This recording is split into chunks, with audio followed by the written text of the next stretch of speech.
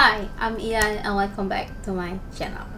Terima kasih sudah klik video ini, dan di Takis The Story hari ini aku mau cerita pengalaman keluarga aku di saat ia menyewa sebuah rumah. Dan ternyata histori dari rumah tersebut tidak baik.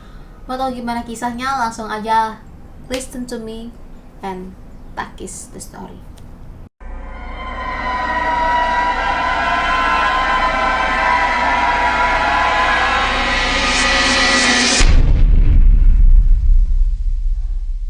Jadi beberapa tahun yang lalu keluarga aku ini akhirnya menikah. Setelah menikah beberapa bulan, mereka ini memutuskan untuk mencari tempat tinggal sendiri untuk mereka berumah tangga. Ketika lagi sedang mencari-cari rumah, akhirnya mereka mendapatkan nih rumah yang termasuk bagus banget. Kamarnya ada 4, kamar mandinya juga ada 2, dengan halaman yang luas. Itu udah rumah yang itu udah bagus banget lah menurut aku ya. Menurut kami itu udah bagus banget. Ketika mereka mendapatkan rumah itu dengan harga yang murah, sebenarnya agak aneh sih. Sebenarnya rumah itu tuh dijual, cuman karena untuk sementara aja tinggal di daerah situ, maka mereka memutuskan atau menawarkan diri untuk menyewa rumah tersebut. Untuk di awal-awal sebenarnya nggak ada yang aneh guys, tetapi pada suatu hari nih, aku kan juga termasuk yang ikut membantu membawa barang-barangnya ke rumah itu. Aku bawa adik sepupu aku nih, kebetulan sepupu aku ini masih kecil banget, kira-kira umur 8 tahun atau 7 tahun gitu. Nah, ketika aku baru turun, si adik sepupuku ini langsung kayak ketakutan ngelihat rumah itu. Dia bilang, "Nggak, aku nggak mau masuk, aku di luar aja." Dia selalu ngomong kayak gitu, dan aku memaksa, "Ada apa? Kenapa nggak mau masuk?" Oke, setelah sekian lama aku menenangkan dia. Akhirnya dia mau dibujuk untuk masuk ke rumah itu. Ketika itu aku menelusuri rumahnya, ya itu udah bagus banget guys. Kamarnya ada 4.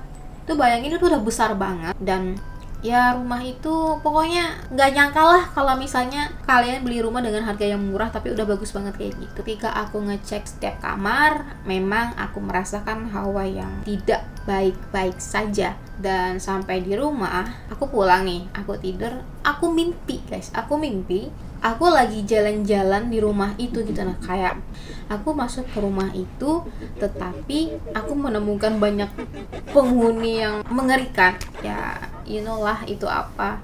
Dan ketika aku bangun, aku tidak percaya, karena mimpi itu serem banget. Aku buka setiap pintu kamar-kamar sampai kamar mandi, setiap ruangan itu memang ada sesuatu yang tidak biasa selain kita. Dan kejadian-kejadian aneh atau firasat yang buruk itu bukan hanya aku dan adik sepupuku yang merasakan, tetapi keluarga aku yang tinggal di situ juga ikut merasakan dan shock. Pernah suatu ketika, karena dia ini pengantin baru, istrinya ini tunggu di rumah. Akhirnya adik iparnya dan keluarganya ada yang nemenin nih. Jadi total ada 4 orang yang di dalam rumah itu. Nah, pada saat itu suaminya ini, kita panggil aja Mas A. Mas A ini lagi pergi futsal sama teman-teman kantornya. Dan posisinya itu juga di kota kami ini lagi banjir besar. Si Mas A ini nggak bisa balik dengan cepat ke rumah karena memang di daerahnya itu rawan banjir guys. Nah, ketika itu sang istri dan beberapa keluarga lainnya ini menemani. Dan pada saat mereka sholat berjamaah bareng, lampu itu tiba-tiba kedip-kedip guys. Berpikir positif sih, mungkin itu lampunya harus diganti kali ya. Dan setelah itu mereka mencoba membaca Yasin. Saat rumah itu dibacain Yasin, lampunya kedip-kedip makin jadi. Bayangin aja itu sekuat apa energi mereka. Sampai pada akhirnya mereka memutuskan untuk lari ke kamar, lalu mereka lari ke tetangga. Mereka minta pertolongan. "Ini gimana ya, kok rumahnya kayak gini?" Dan anehnya tetangga itu sama sekali kayak nggak heran, kayak nggak kaget gitu. Seolah-olah mereka itu sudah tahu bahwa ada sesuatu yang tidak beres di rumah itu. Bisa juga nggak sih, karena kan itu dijual murah ya rumahnya meskipun bagus. Dan kenapa dijual murah? Mungkin supaya orang mau tinggal di situ tanpa harus melihat histori apa yang terjadi di rumah itu. Nah, sebelumnya di rumah itu, di ruang keluarga itu ada sebuah lukisan, di mana lukisan itu bergambar ada sepasang sendok dan garpu. Nah, menurut keluarga aku yang bisa melihat hal-hal seperti itu, dia bilang bahwa hati-hati dengan rumah ini. Dan di dalam lukisan itu ada penunggunya, mungkin sepasang suami istri, tapi ini wujudnya kakek dan nenek. Tapi katanya hantu itu baik, tidak mengganggu. Tetapi cuman nih ada roh-roh jahat yang dari luar rumah ini memang sangat jahat sekali, ingin mengganggu orang yang tinggal di rumah itu. And then suatu ketika waktu si istrinya Mas A ini lagi hamil, dan ketika saat itu juga ia melihat ada sebuah bayangan yang sangat besar berusaha untuk mengambil janin yang ada di dalam perutnya. Dari sejak saat itu ia minta untuk pindah dari rumah itu. Gak sampai setahun sih tinggal di situ, mungkin hanya beberapa bulan saking gak kuatnya dengan gangguan-gangguan yang mereka alami, guys. Dan pernah nih pada suatu hari si pemilik rumah ini tiba-tiba datang ke rumah itu sambil membawa air di dalam botol gitu.